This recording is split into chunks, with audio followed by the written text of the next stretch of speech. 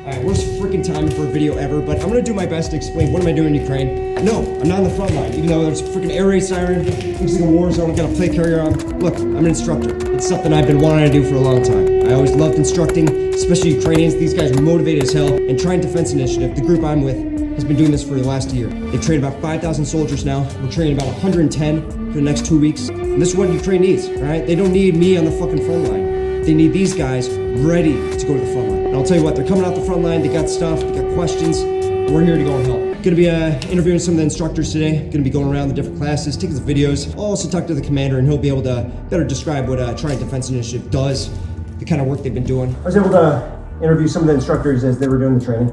Obviously, it's a very normal thing every week. Seems like we're doing some training. Yeah, I just wanted to explain Trident Defense Initiative, what we're doing. Give us the background. Trident Defense has been working now since the beginning of the war. Theoretically, you could say it's been working since before the war. I served 3 years as a Ukrainian Marine. I spent 2 years during frontline operations and anti-terrorist operations in the east of Ukraine, in the Donbass region. And then obviously when the war started, I was stuck in Bucha, my family, when the war broke out. And I was there until the Russians actually captured it, and I managed to get out on the green corridors through the Russians. Then afterwards, I basically set up Trident Defense Initiative. We've been working now, like I said, upwards of 10 months since the beginning of the war. We've currently trained around 5,300 soldiers. That's, on paper recorded what we've done. And that's in a variety of courses, primarily the infantry course, which is, as we both know. Got some videos of that as well. Yeah. So right now we're working on squad attacks. We have support by fire position over here. Yep. And this is an assault element. We're working on getting them to bound forward. Pretty much the newest standard of bounding. As we both know as, infantry soldiers, covering those basic principles of squad level tactics, the tactical medicine. Even platoon as well. Platoon, yeah. We're at the sizes where most of our courses now average between 80 to 100 students. That's just tactical. Yep. So that's very close, or at the numbers of a company. So we're training a company size element every 2 weeks, and then break them down into platoons and conducting platoon tactics. We cover the fundamentals of soldiering. So your tactical medicine, your squad tactics, weapon discipline, prisoner handling in line with the Geneva Convention. One thing that we try and do that the Russians aren't as prevalently doing, dealing with casualties the right way, and prisoners the right way. So we've been trying to teach them that Geneva Convention standard. And we're not trying to create our own standard, but we're just trying to influence a standard that brings them closer towards that NATO standard and professionalising the military. Our flagship program is our medical course. What are you training them on right now?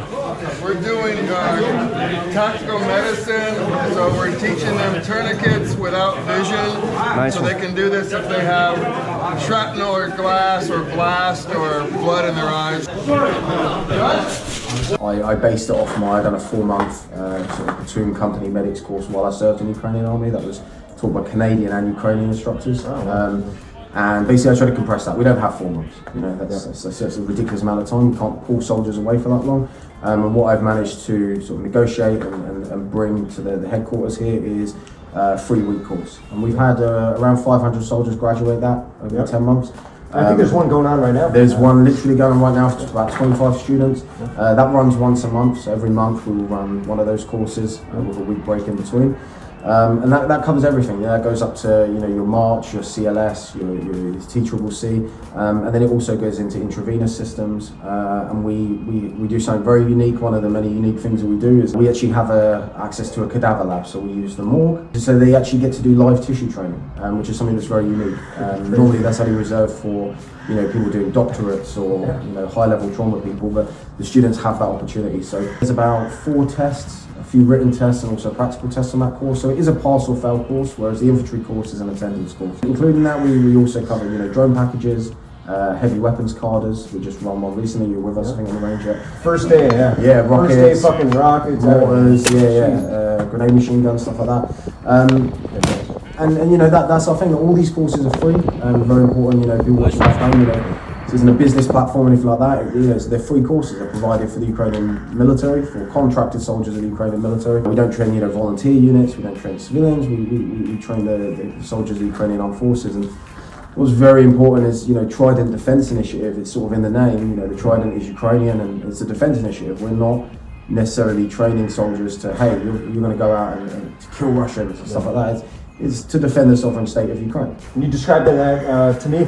They want to be in it. Yeah, The mission plan and what this is all about. I see a lot of other people and, you know, foreigners and things like that that say, you know, we need a lot of money to do this and we need a lot of things to do this. And you really don't. The students, as long as you can provide the students, you know, we're churning out hundreds a month. They want to be here, you know, and we're really filling a gap. One of the reasons I set this up was, you know, in the months running up to the war, obviously a lot of the American, British training missions, even Canadian as well, pulled their presence off the ground, and they left quite a big gap. We're trying to fill that gap and bringing in outside expertise and knowledge and giving it to these guys that desperately need it. And I want to highlight the fact this is volunteer. We work officially for the Ukrainian military. Yep. We're in line with the Ukrainian military, but this is a non-profit. We're obviously not an NGO, we're not a charity, because, you know, the legal aspect, the morality of that, you know, we are a military-based training organisation, and we work officially with the Ukrainian military. We only work at the request of, you know, brigade or headquarters level command, colonels, generals, that sort of thing. So just look at what we do. Look at what groups like myself, and not just myself, other groups, charities. There's a you know, huge list of great organisations working out here, and Civdiv will, you know, lay out links to our website and stuff like that, and our Instagram and social media. And, just go research what we do. Yeah, please. I mean, you guys have probably already seen on my Instagram. I'm already posting that stuff. I'm sure many of you got the hint that I'm working for you guys now, but I'm here for the long run. This is something I'm very passionate about instructing. Yeah, no, you're going to see more content to come, either on the main channel or possibly a membership that will be starting pretty soon on the YouTube, where you can support us directly and support the students directly as well. As you can see, a lot of our money is going towards donations. Got to hand out some headlamps to the guys. Red lights. Got about 30 of them in here. Gonna give them to my group at least. But again, these are all donations. These are all just, you know, stuff that we brought to go and help them.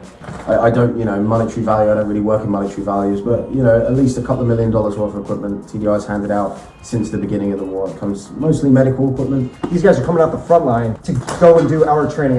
Piece of the building falling down. This has been hit before, as you can see. But due to the areas that we train in and the close proximity to the frontline areas and the territory of Russia, so the students that we have now, they are coming about an hour and 15-minute drive every day to attend the course. So and at night they're on the front line doing guard duty, digging their trenches. Do you see any lack of motivation or tiredness or like, oh fuck this, I was on guard duty all night? Like we would be when we were in the army. You turn up, you know, you've got a training next day after guard duty, you'd be like son of a this. Yeah, I was on guard duty all last night, I haven't slept. These guys have been on guard duty all last night in an active conflict zone. You know, and they're out here learning patrolling, they're out here learning, you know, fire and move. You see them in the background now running around, you know what I mean? Yep.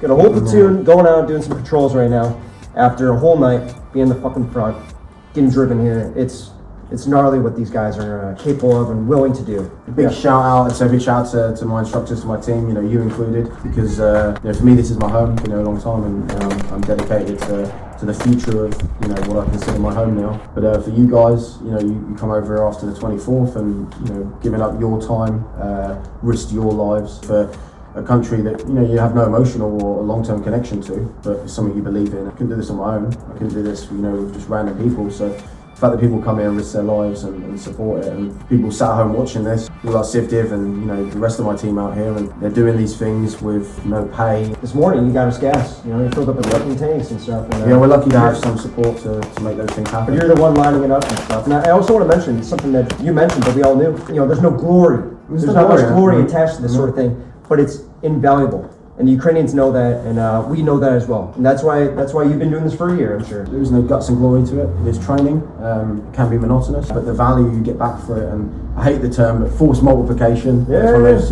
cringy, no offense, American terms. But it is true. I said some of my instructors have been with me for 10 months. So they've trained over 5,000 troops during that 10 months. So they've improved the survivability. And there we get medics come back to us. Guys, your training literally saved our guys' lives. Yeah. And that's the whole reason I came. After you guys posted that thing, and then there's even more like after that of like students messaging. I knew exactly what I was going to be doing as soon as I came back. It's huge. Yeah. Well, mate, good to have you. Awesome. Thanks for the interview. And yeah, we'll be showing you guys some more training.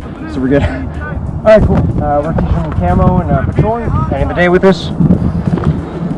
Beautiful freaking Ukraine landscape. It's a beautiful day for training, and we're gonna be wrapping up soon. But I hope you guys enjoyed the video. Hope you learned something about